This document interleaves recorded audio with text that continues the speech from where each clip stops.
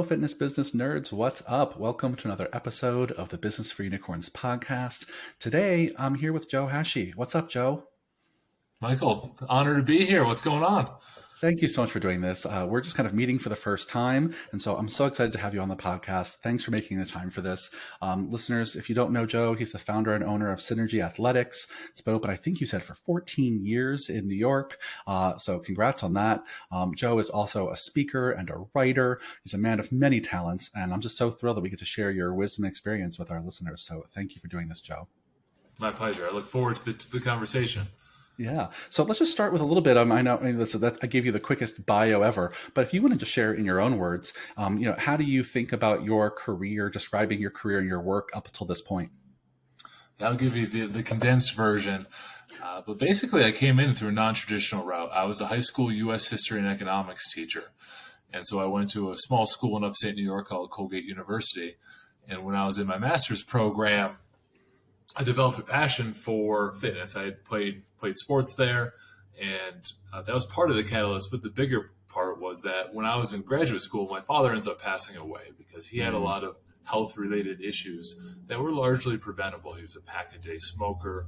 He was close to 350 pounds. He drank 2 liters of Pepsi every other day. And so I started to develop a passion for wanting to help people live a longer and healthier life. So I graduate, I started teaching high school, and I started a little gym in my garage to fulfill that passion and start working with adults, start working with some athletes, start training them along the way, and it starts growing so significantly that we grew up to 3 locations. We work with hundreds of people now. And at the year 8 of teaching, I was doing both at the same time. It just got too busy. I had to choose one or the other. I couldn't do both successfully anymore because the gym was growing so much. And so to learn the fitness industry, I just traveled around the country to every gym I respected that I read about online, and they opened a lot of doors for me. They allowed me to come in. I learned a lot of their training methods. And then for the last 6 or 7 years, I've been doing the same for business. I'll go to hotels and places outside the fitness industry, anywhere that I've learned from, and just try to go hang out and learn from them some more. So it was the first phase of learning all the fitness side of it. And then the second phase, trying to learn as much as I could from the business side. Like I said, from the hospitality industry has been huge for me, even down to the IT industry and how they manage people and help elevate their staffs. I've learned a ton across the board, so I've been very thankful for that. So many open doors. Yeah, well said, my friend. I think it's also just really kind of underappreciated how much, I think in this day and age, we're so connected with so many other places. And if we reach out and ask, can I come shadow for the day? Can I come check your place out? Right? I People don't would be believe so anyone's shocked. ever said no.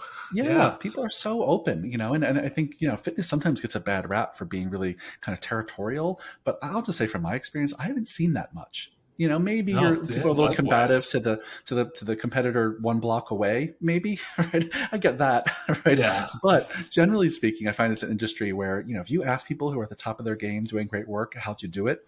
They're probably going to tell you with open arms. So good for you. I think that's just already a great takeaway for our listeners. I think there's a maturation phase when you first get into it. Like, you assume your training is the best and that's what you're married to. Yeah. And sometimes put blinders on. Well, maybe I don't like CrossFit or something that was popular to talk bad about for a while with non-CrossFitters. But then you go and say, wow, they did a great job with community building. What can I learn from them? Or what can I learn from Zumba? Like, it's maybe you do powerlifting. So what should a powerlifter learn from Zumba? Well, they keep people crazy engaged in their sessions. There's probably a little bit of something in there, not the training methods if they don't align with you, but how they run Sure. their business. And I think that was a how to win friends and influence people thing, I believe, Yeah. where I picked up the tip, which basically you take the most successful person you know and ask them out to lunch. You get them the appetizers, you get them the main course, you get them dessert, so they sit there and talk to you. And I literally did that with my members.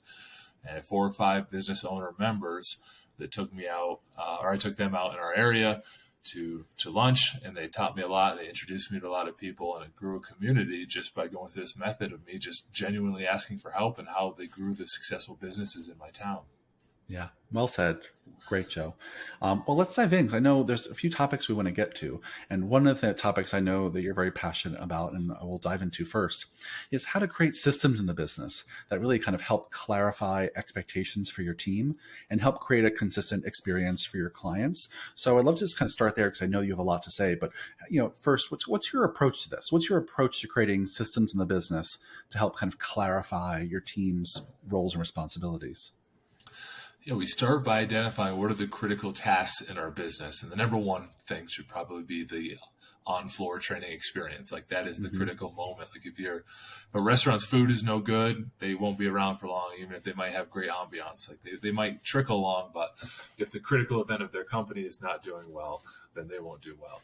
And so you start on the floor. And for most people, it's you start to systematize the training experience because a lot of us were trainers that started gyms and now we're learning the business side and we get the training side and we're almost a little hesitant to give it up because we think, oh, no one can do it like us. Well, no Mm-hmm. one can unless you teach them how you did it with a system, with a training manual. And so our trainer's handbook goes everything from sets and reps and how to develop a program, but also has a body language guide, how to meet and greet members, how to say goodbye to members, how often should members receive shout outs. And you lay that all out, things that you probably did naturally and will frustrate you if your staff doesn't do, but they won't do unless you teach it to them with a system. Yeah, well said, my friend. I think that's also a really great way to start is like get the system right for the thing that you're selling, which is on the floor Yes. training with your clients. And I love the analogy of it being like the food in the restaurant. Like if it's the food's gross, it doesn't matter what else you get right, right? Like it has to be good. Yeah. So can you give me a few examples of the kind, you already said the kinds of things in there, but I'm curious of all the things you could put in a trainer manual for this is how you are a great trainer on the floor. What are the things that rise to the top as being kind of the most important to include in a trainer manual? So I'll make the assumption that if people are coming up to your facility, you have decent food. I'll put that in air quotes. You have decent training. So I'm not going to dive into anyone's training methods, but it's those other items that happen on the training floor that you probably do naturally, that you expect new staff to do naturally, and they aren't there yet because you haven't taught them. For example, one of the best things to do is celebrate member success, and that could be anything from a PR to a first push up to showing up 10 times in a month to a place they've never showed up to that often before. So you find wins and then you celebrate them. And we used to tell people, our staff, hey, we want you to shout out members when you see something great. And it just wouldn't happen. So we had to provide them with better clarity on that. Say for every 10 hours worked, we want one member shout out. So if you're a 40-hour week employee, we want 4 members shouted out. And if you can't find 4 members when we do so many people across the week to shout people out, you're not looking for enough wins. And it's as simple as picking up your phone and saying, hey, Julie, you came in this morning. I know you were tired, but you made it work. I'm so proud of you. That doesn't take a lot of time to do. And then we post it on our members page. The members feel great. It gives content for our marketing person to pull from and write emails. We email it to the member personally, so we can stretch it a long ways. But the lack of having a number and communication and clarity up front was creating a lot of issues. Like we would be looking over their shoulders. Hey, where's your shout outs? Where's your shout outs? They do 1. Our expectation is 4, but they might not have known that. They might have thought 1 was great. We think 4 is Mm-hmm. great. Unless we come to clarity in our system, it just won't happen right. Yeah. Oh, I'm so glad that was your answer, Joe. I want to give it like a slow clap on this podcast because we talked to so many fitness entrepreneurs that, like you said, started because they were trainers. They love training. They love the programming. They love being in the moment with the clients, and they conflate my client's experience with program design. That if I Mm-hmm. design a good program, that's what they're here for. But that's not it. The client No. experience encompasses this vast experience from their first interaction with you to how they walk in the door, to how they get greeted, to how they, how you follow up with them afterwards, to, the texture of your towels, the client experience is so much more than just program design. So I love that when you're talking about, really dialing in a trainer handbook, you're saying some of the most important stuff to remember to include is not the training. The training's important, right? But it's all the other parts of the experience that the client has with you. I believe it's our professional duty to give them the best training program possible, but they don't know the difference between a good training program and a bad training program. They don't know the difference if they should trust you or the place down the street or the magazine they walk by in the grocery store aisle that says how to lose 20 pounds in 5 minutes. Like they don't know the difference. They're not the professionals. but they do know how they feel when they come in your place. They do know if Mm-hmm. you use their name when you're assigning them Yep. exercise and not just pointing at them. They do know those things right away. Yes, you can teach them the exercise thing later on, get them to buy into it and why your programming is the best. That's usually not why they start. That might be Yep. why they stay once you teach it to them. But you have to think, like, why do people start coming to my place and front loading that in your trainer manual? Because it's often different than why they stay. Yeah, well said. I mean, a good analogy I'm thinking of for myself is that I have no idea what it takes for my dentist to clean my teeth well. I have no idea what they're doing in there, right? I can't see it. I just know it's uncomfortable. But what I do know is that, like, it's easy to schedule an appointment. They greet me with a smile. The place looks clean as hell. The seat's comfy. They put on whatever show I want. That I can listen to a podcast. They got, they got a blanket for me if I want it. Like, I know all the stuff around it, but I have no idea what's happening inside my mouth, right? I think that's kind of the analogy that you're talking about here. Yeah, that's a great analogy, and I always lean on like the restaurant industry for it too, because I like to have spent time in hospitality.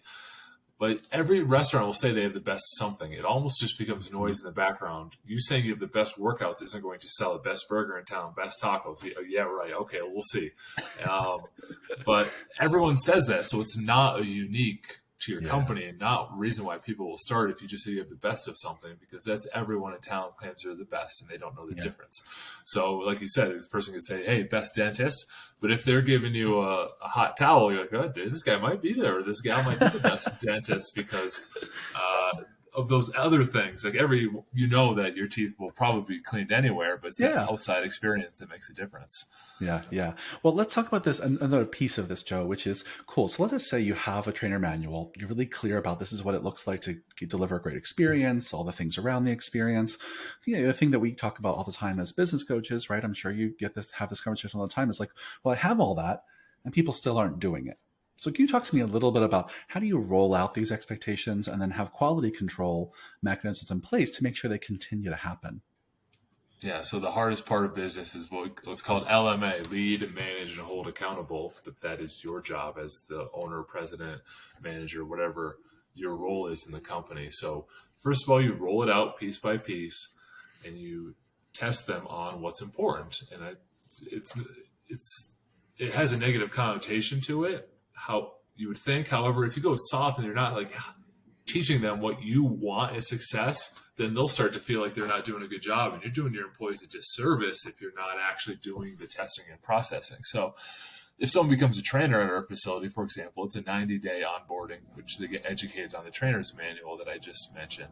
And the trainer's manual is about 8 pages. And we take 90 days to make sure that they are doing those 8 pages exactly right. And every week is a test. It's a section, and every Friday is an assessment. So week 1 might be body language protocol. It's a 1-page. Here's how we walk around the facility. Here's how we make eye contact. Here's the body position we use.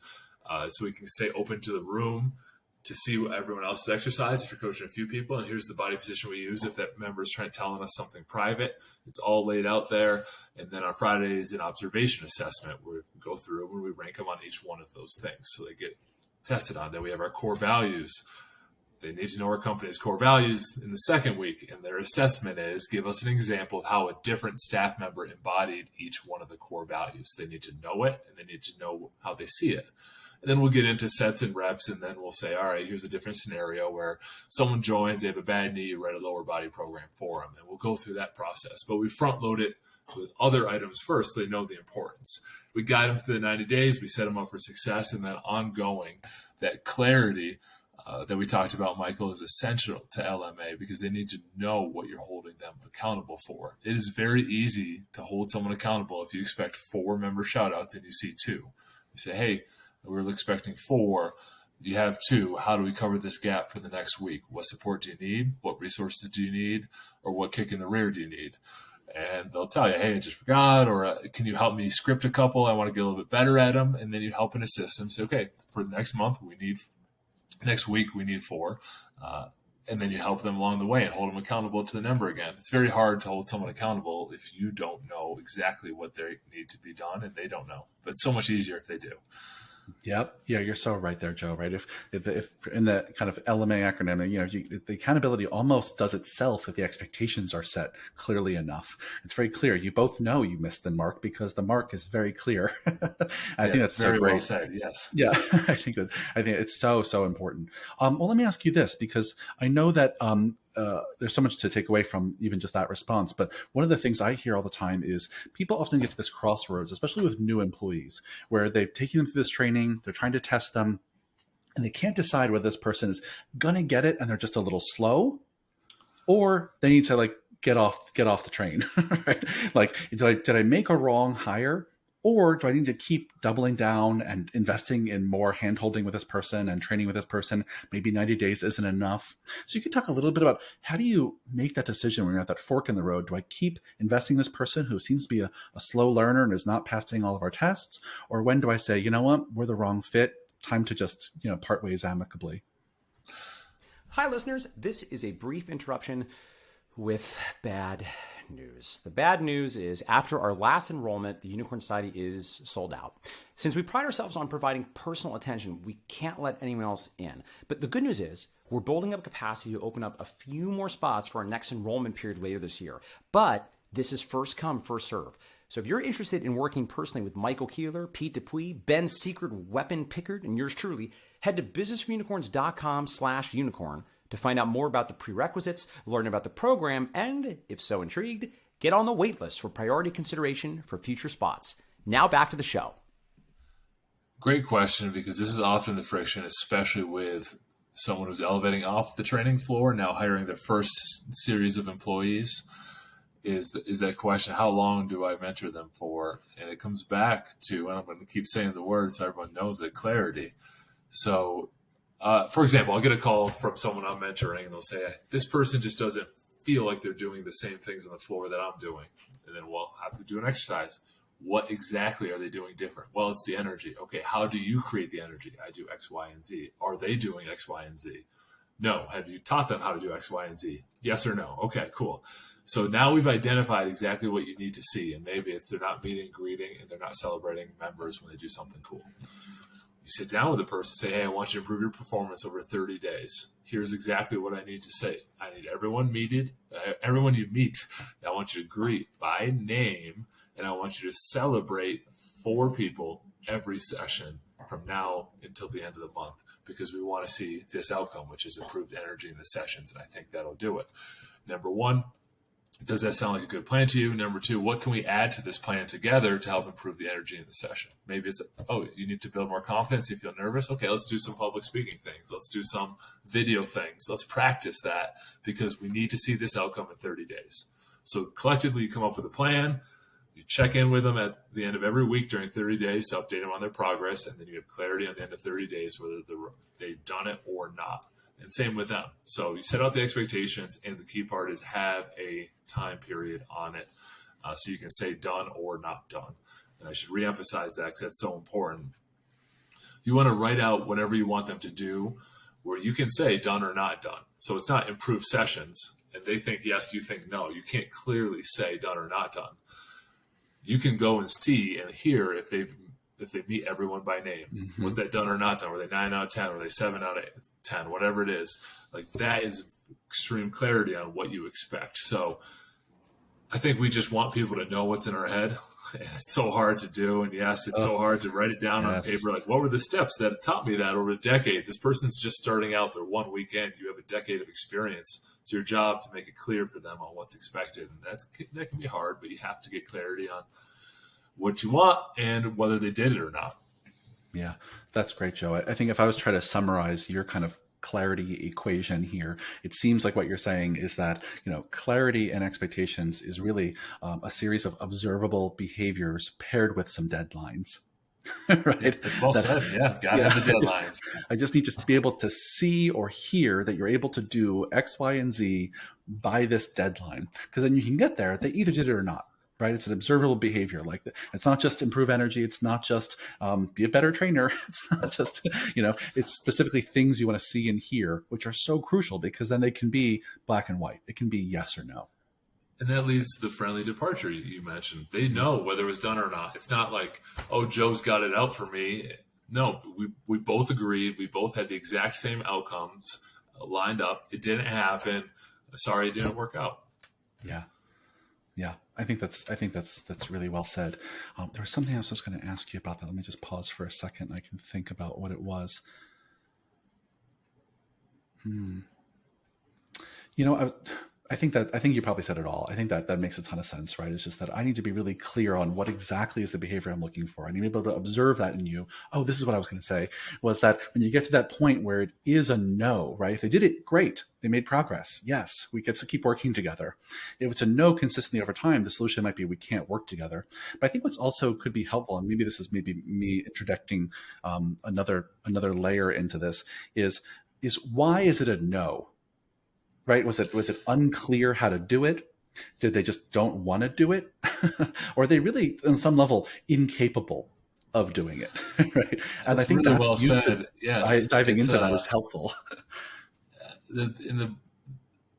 Gino Wickman, who's a business consultant, sets it up like this: GWC. Do they get what the role is? Do they want it? And do they have the capacity to do it? And you said it beautifully in another way.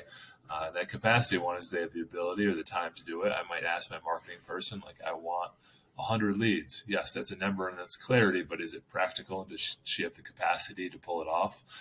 Might not be. So you have those discussions up front. That's well said. On you got to make sure that they have the right resources to be successful at it. Yeah, because in some cases they're not succeeding in part because we haven't provided something. In some cases they're just not the right fit. So yeah, awesome. Well, we could probably keep talking about this for another 20 minutes, but I want to pivot and get to another topic with you, Joe, which is this: is that it seems to be coming up a lot on this podcast these days, is that a lot of people are just kind of maybe a little tired of paid digital advertising.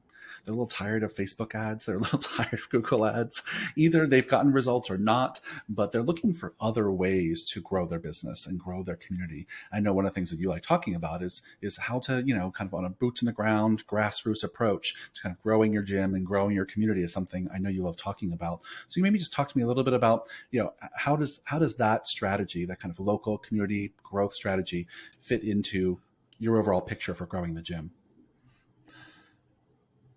At the beginning, I think all of us say, hey, we grow by referrals just because we don't know how to do other marketing. And even when we say we grow by referrals, we just mean it happens haphazardly. Like there's no system, there's no point of sale referral, there's no 21-day referral ask, there's no referral contest. Like those things are good marketing strategies. We just don't know what to do. So we start throwing some money online and see what happens. And that is a strategy too. We run some Facebook ads, we run some Google ads, we'll do some local advertising and marketing. But the biggest thing for us is our community relationships, where we sit down and we identify other businesses that serve our target demographic. They might have nothing to do with fitness. One of our biggest joint ventures is a bank. One is a running store, which does have to do with fitness. The physical therapist, a gymnastics studio. These are all places where people who spend money on fitness. So, for example, the gymnastics studio, that there's people nearby that spend money on their families, usually their kids, health, wellness, sports development, etc. They're dropping their kids off. Why can't they also come over to your facility if it's nearby? And you go and start speaking to the gymnastics studio. What are some things that we can do together to help out? That's been a great referral source for us. But it is just finding the places that serve your target demographic. I'm saying that again because it's not a Groupon approach where you just throw it out to everyone. So we are very generous with our community relationship offers. We'll give away $300 worth of fitness, a free 30 days for your best 5 clients, because we know those clients are very likely to convert because we did the legwork to understand that those are our ideal people.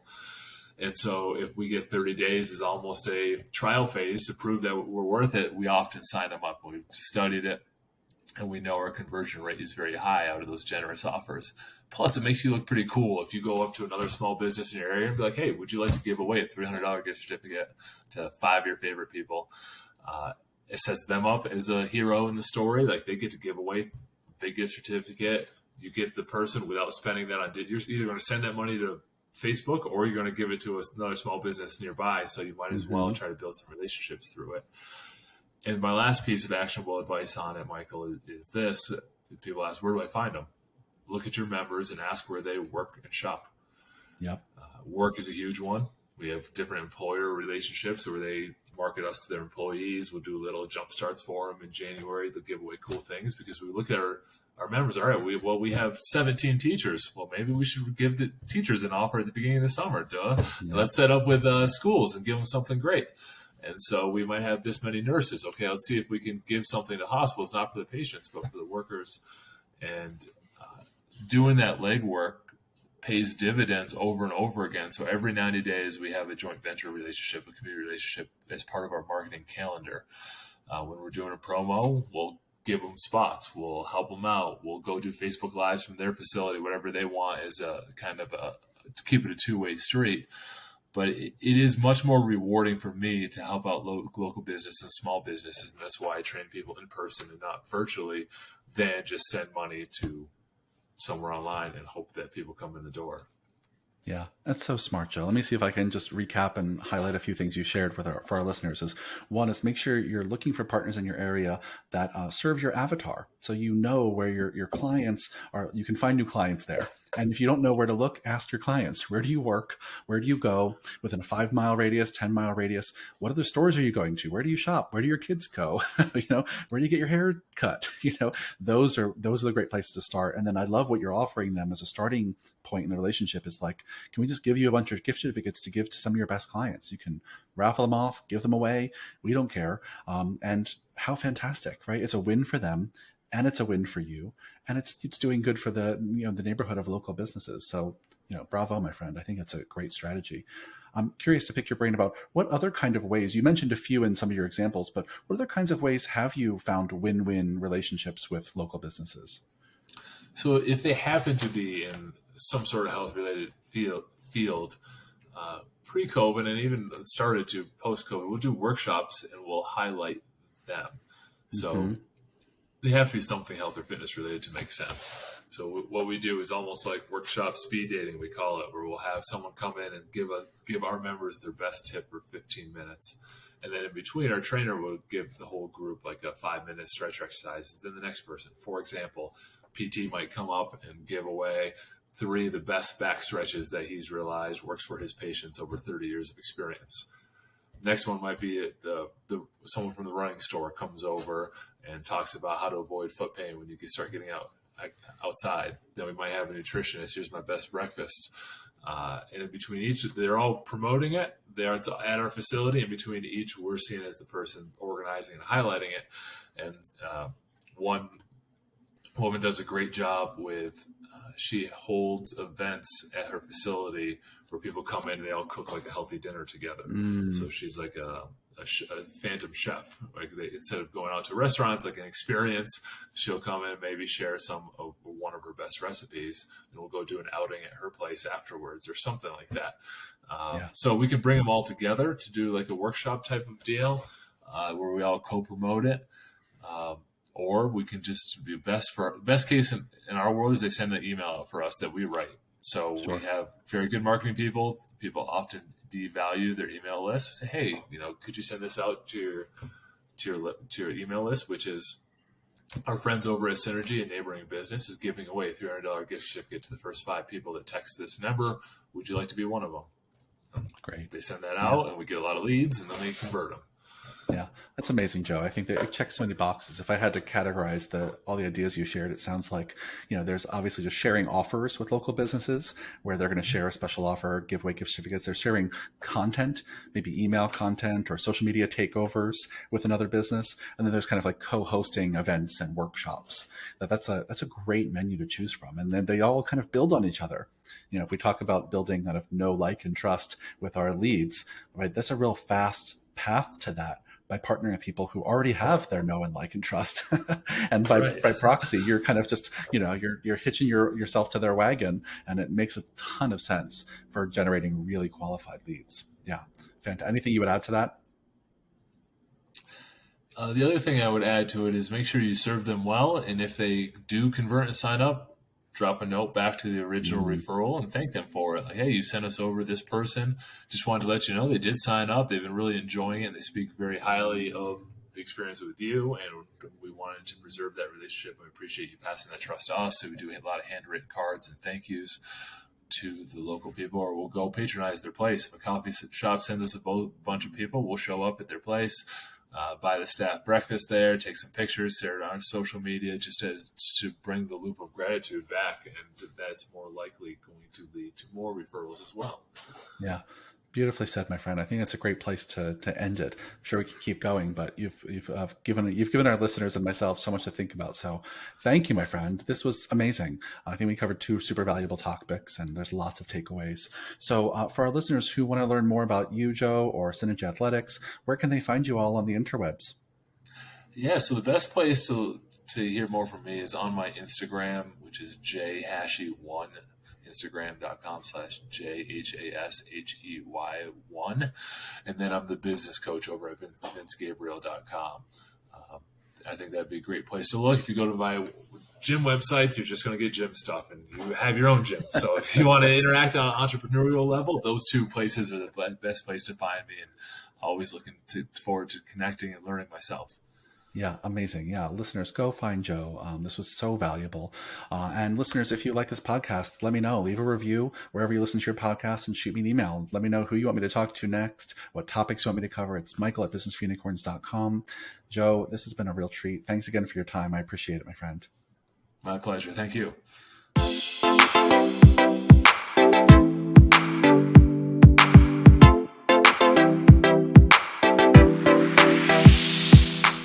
Hi again. I want to remind you about an awesome free resource we created for gym owners.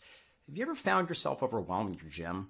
Just not sure where to put your efforts to get to the next level? Well, head to gymownerreportcard.com and you can access a totally free assessment that will help you identify exactly where to focus your efforts so you can get crystal clear on the next best steps to create the gym of your dreams. One more time, that's gymownerreportcard.com.